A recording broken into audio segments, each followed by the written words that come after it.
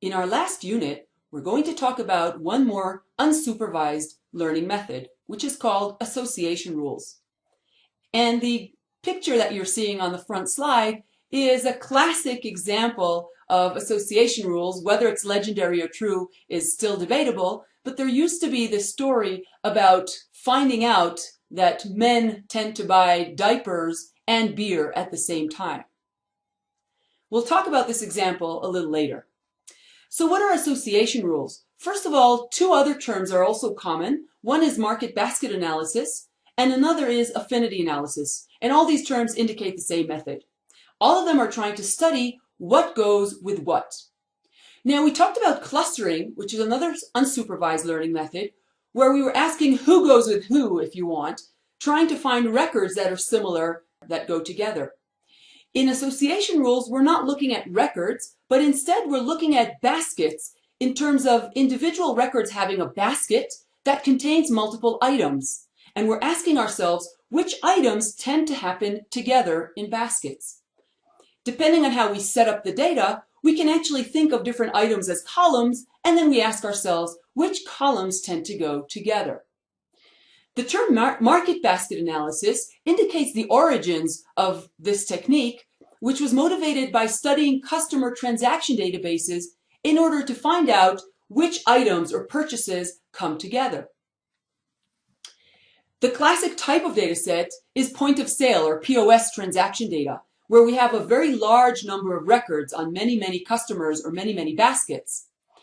And the reason that we have large amounts of data is because of technology, either barcode or perhaps other types of new technologies that help us record very easily and very quickly what each basket or transaction actually comprises of. So we think of each record as a purchase, and it lists each and every one of the items that were purchased in that transaction. The question that we're trying to answer is, are certain groups of items consistently purchased together?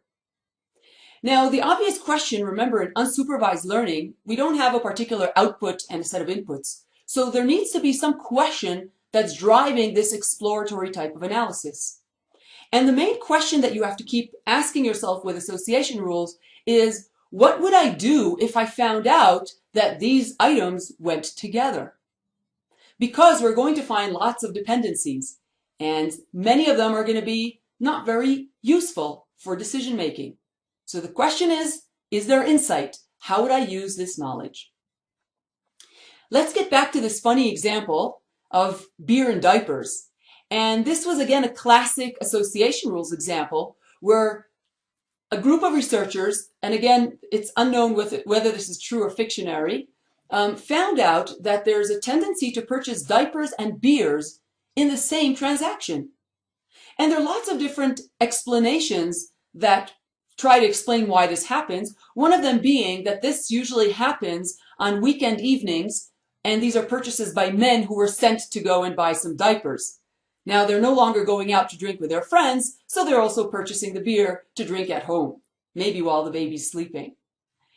All right, so the explanation is a side story. But the main question is, suppose you do find in your transactional database that beer and diapers are purchased together quite often. What would you do? Would this affect how you change the layout of your store? Would this change your inventory management? Would this change your marketing? Would you offer certain offers based on this? These are all questions that are operational that you have to ask yourself in advance, or maybe after you see a rule that comes out of this type. Let's look at other cases where association rules can be used. Of course, the origin is in marketing and in customer POS types of data sets, but we can use association rules in lots of other contexts where we do have multiple records, usually indicating people, but not necessarily. And for each customer or person or user, we have multiple items. Think about a large medical data set where we have lots of patients, and for each patient, we might have a combination of either lab tests or symptoms or tests done by the doctor, etc., etc.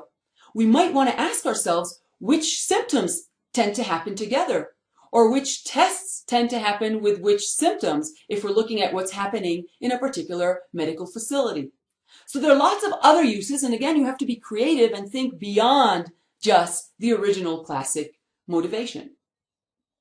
Now let us contrast this with something else that might sound similar, but is in fact quite different. If you remember, we talked about recommender systems as an example of using data mining in business applications.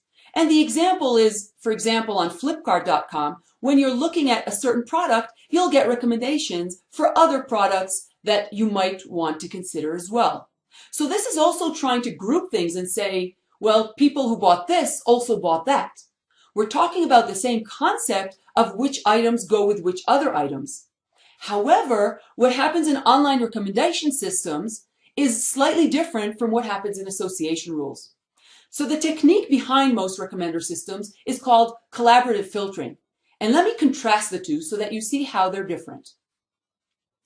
First of all, when we're talking about association rules, what we're looking at is looking for many baskets that have the same combination.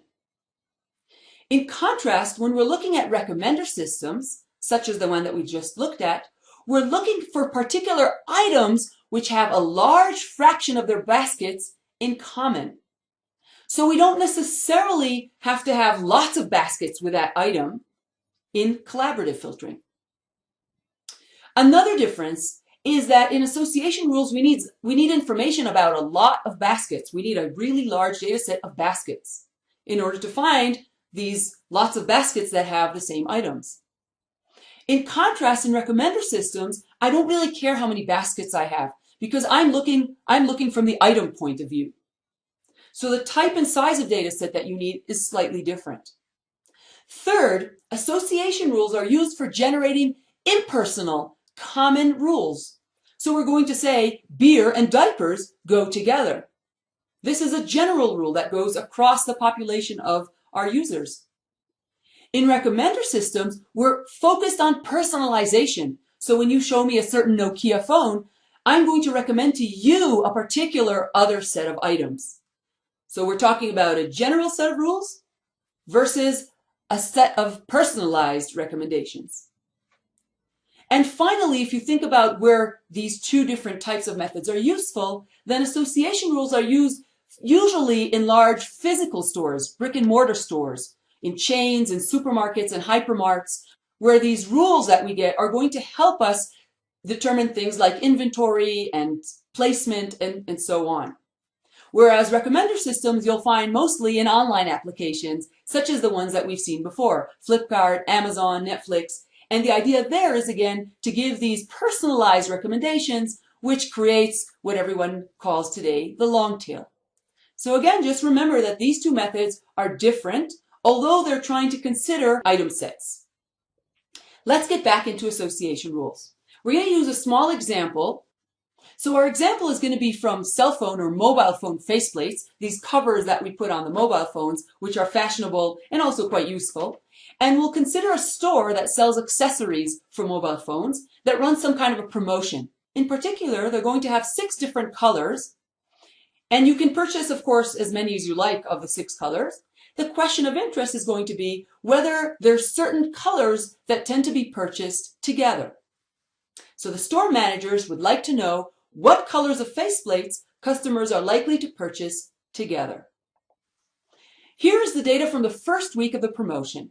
And we have 10 transactions. And for each transaction, we list which color or which colors were purchased. We see that in the first transaction, 3 colors or 3 faceplates were actually purchased. In the second transaction, only 2 were purchased. In other words, our data set here looks a little bit different from the structures that we've seen earlier on. While we have records in rows, our columns don't necessarily hold the same number of data points for each transaction. Some transactions can have 3 columns, some can have 2, some can have 4, etc. What are we going to do now? We're going to look at these transactions and try and find probabilistic if-then statements. And again, we're trying to find combinations of colors, faceplate colors, that go together. Here's the basic idea.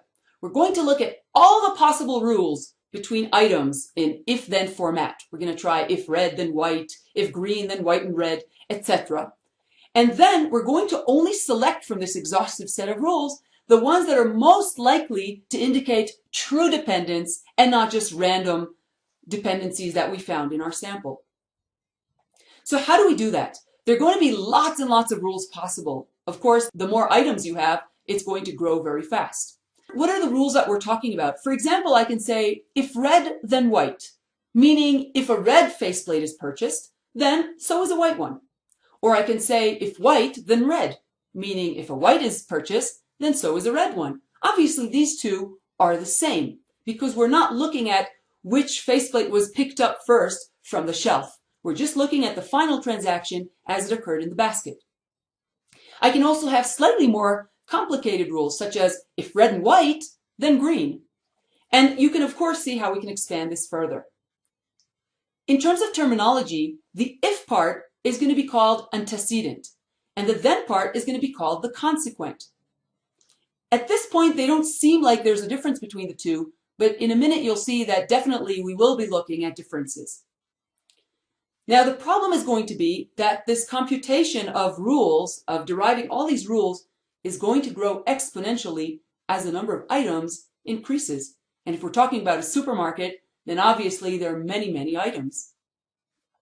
So let's first look at how we generate all the rules. Remember that the problem is that the number of rules is exponential in the number of distinct items. The data mining solution is to use something called a frequent item set. And the idea there is to consider only combinations that occur with a higher frequency in the database. How do we determine what's frequent? Well, we're going to use something called support. And the support basically means the percentage or the number of transactions in which the antecedent and the consequent appear in the data. So let's look at an example.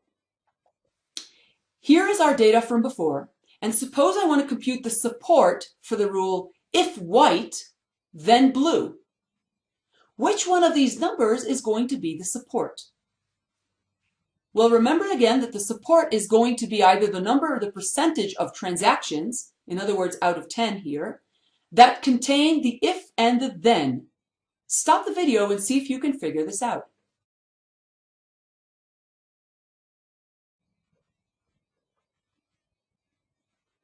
Now let's look at another question. I'm flipping the antecedent and the consequent here and asking what's the support for the rule if blue, then white. Again, we're going to have to look at each and every one of these transactions and search for the transactions where we have blue and white showing up. We see transaction number 3, we see transaction number 6, 8, and 9. All these 4 transactions contain both the antecedent and the consequent. And therefore, our support is either 4 if I'm counting transactions or 40% if I'm looking at percentages. So note that it doesn't matter for computing the support whether the antecedent is blue and the consequent is white or the other way around. So now I need some kind of a method that will help me generate these rules one by one. And the magical data mining approach is called the a priori algorithm. This is the most common algorithm for generating these frequent item sets. And here's how it goes. Suppose we have K products or items. So I'm going to set some kind of a threshold on the support, which means I don't care about a rule if, suppose, I have less than 10% of the baskets that support that rule. So first I set this threshold. Once I set the threshold, I'm going to generate the list of single item sets that meet this support. In other words, I'm going to look at each item on its own and see whether it appears at least this threshold percentage of times. This is single item rules. Now that I have these single items, which is a subset because I ruled out all the other single items that weren't popular enough, then I'm going to use this list to generate a list of 2 item sets. In other words, I'm going to now use the single ones to generate pairs. And these pairs are always going to contain at least one of these single item sets that we found in the previous step. So now I have a smaller set of rules to actually expand. And then once I find these pairs that are popular, that cross the threshold of support that I set up, then I use these pairs to generate the triplets. So the triplets will always contain a pair that was identified in the previous step, and so on until I find the k item sets of interest. So this is the a priori algorithm that helps us to generate the frequent item sets in our data set. The last step, which we'll talk about in the next session, is once I've generated this huge amount of rules, how do I choose the ones that are true, that are real patterns, and separate them out of all the random rules? And that's what we'll talk about in the next session.